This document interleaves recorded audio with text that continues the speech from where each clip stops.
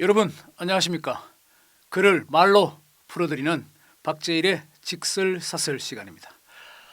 이재명 더불어민주당 대표가 거의 올인하는 분위기입니다. 민주당이 거의 지금 분당 직전까지 난리죠. 공천을 두고 이재명은 횡사한다는 비명 횡사, 멸문지화를 빗댄 멸문정당이다.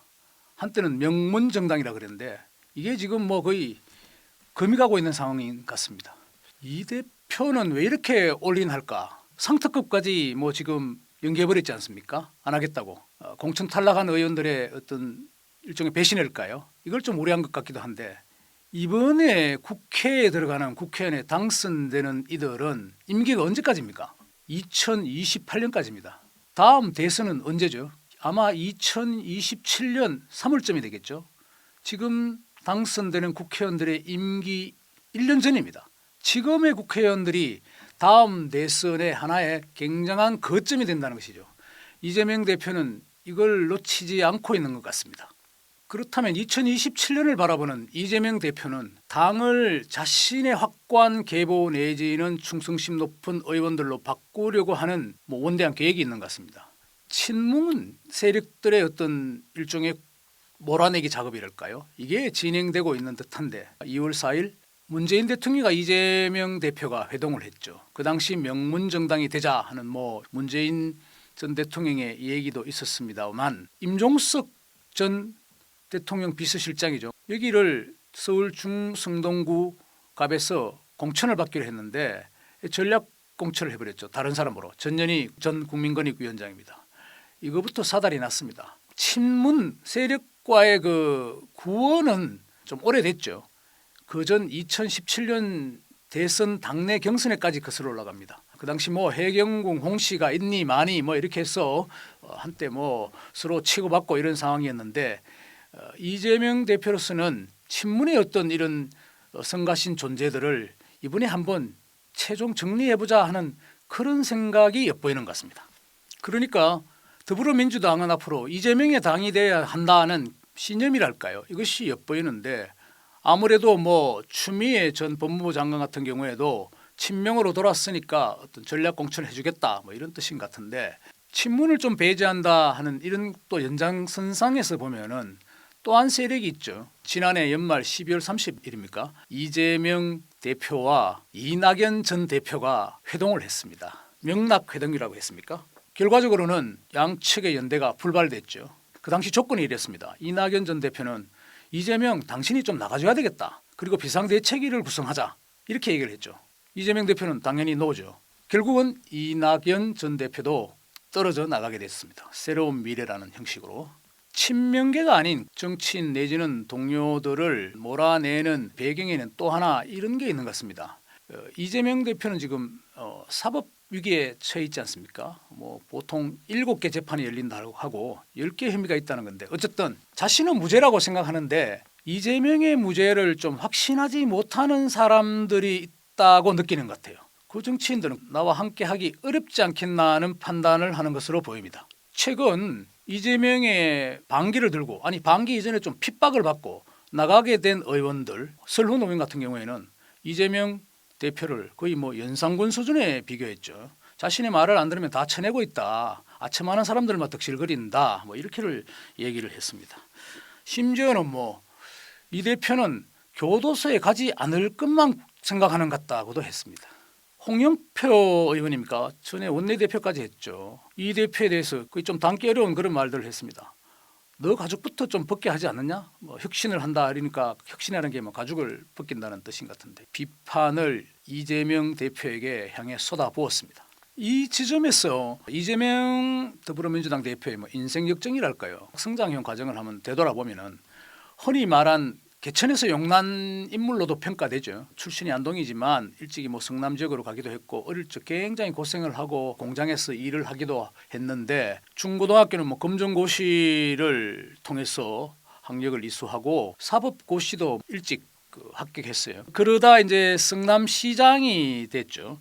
2010년부터 2018년까지였는데 이재명 대표의 정치적인 그 변곡점이 어디냐 하면 제가 보기에는 성남시장 시절인데 16년 연말 박근혜 전 대통령에 대한 탄핵 정국이 굉장히 요란할 때 이재명 당시 성남시장이 거의 뭐 거리에 전사로 났었던 것 같습니다. 거기로 떴죠. 그리고는 바로 뭐 대선 경선에 나가서 문재인 안희정에 이어서 3위를 했습니다. 정치인으로서 급격히 성장하는 순간이었다 이렇게 보여집니다.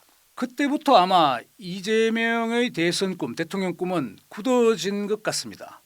2018년 경기도지사 선거에 나와서 1,400만 명의 그 인구가 살고 있는 우리나라 최대 광역자치단체죠. 거기에 수장에 오르게 됩니다. 그런데 공교롭게도 또 이재명 대표의 주변 환경이 굉장히 좀 호의적으로 바뀌기 시작하는 듯해요.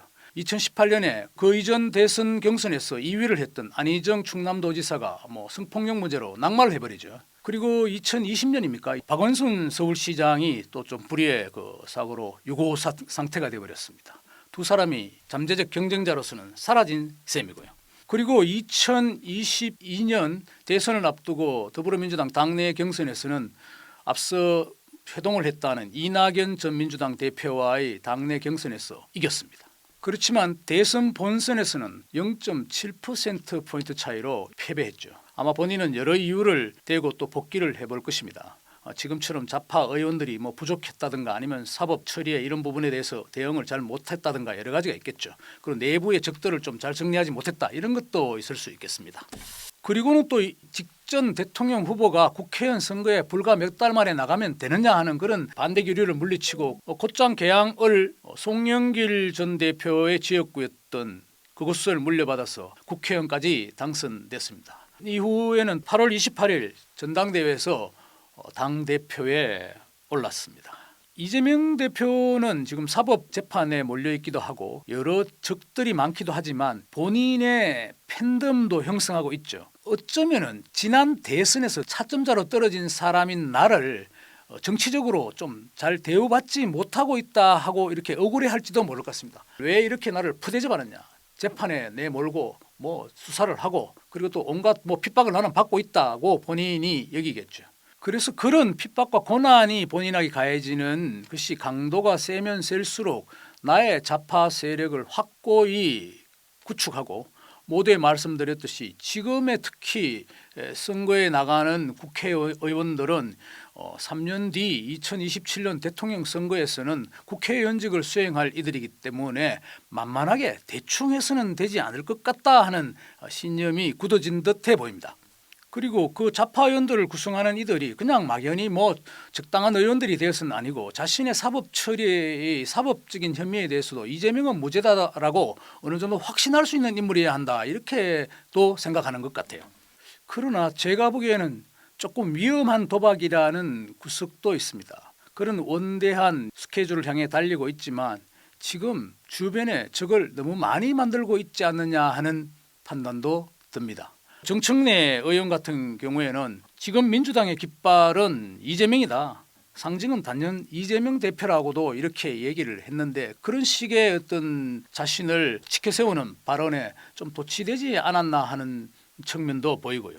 이재명 대표도 여러 비판의 목소리에 대해서 쇄신하라든가 아니면은 연상군이다 이런 식의 비판에 대해서도 당무에 참고하겠다 이렇게 냉정하게 얘기를 했죠. 한마디로 말해서 나는 갈 길을 가겠다. 이 공천 파동이라는 것이 우리는 오히려 어떤 극적인 공천 그리고 세대 교체 이런 작업들이 다 이루어지기 때문에 흔히 말하는 시스템 공천 같은 아주 조용한 공천은 우리는 하지 않는다 하는 이런 취지로 들렸습니다.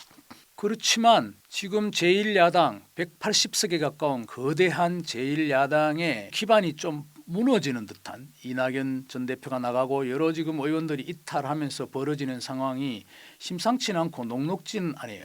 좌파 세력을 구축하겠다는 이재명 대표의 어떤 원대한 스케줄을 비춰보면은 이해할 법도 하지만 조금 전에 말씀드린 대로 너무 자신을 둘러싼 적들을 많이 만들지 않은가 하는 우려도 있습니다.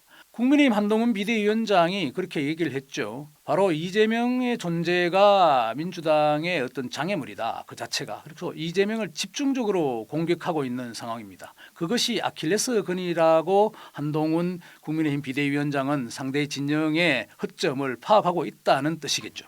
물론 정치가 평탄하게 이루어지는 것은 아니지 않겠습니까? 특히 선거, 권력 쟁취를 둘러싼 쟁패는 누가 쉽게 예측할 수 있는 그런 구도는 아닙니다. 뭐 그런 점에서 이재명의 어떤 속마음으로 우리가 들어가 본다면 그럴 법도 하다고 하지만 자칫 이것이 본인이 원하는 방식의 스케줄에서 이탈할 수 있는 그런 부메랑이 되지도 않을까 하는 그런 생각도 해봅니다. 직설사설 마치겠습니다. 감사합니다.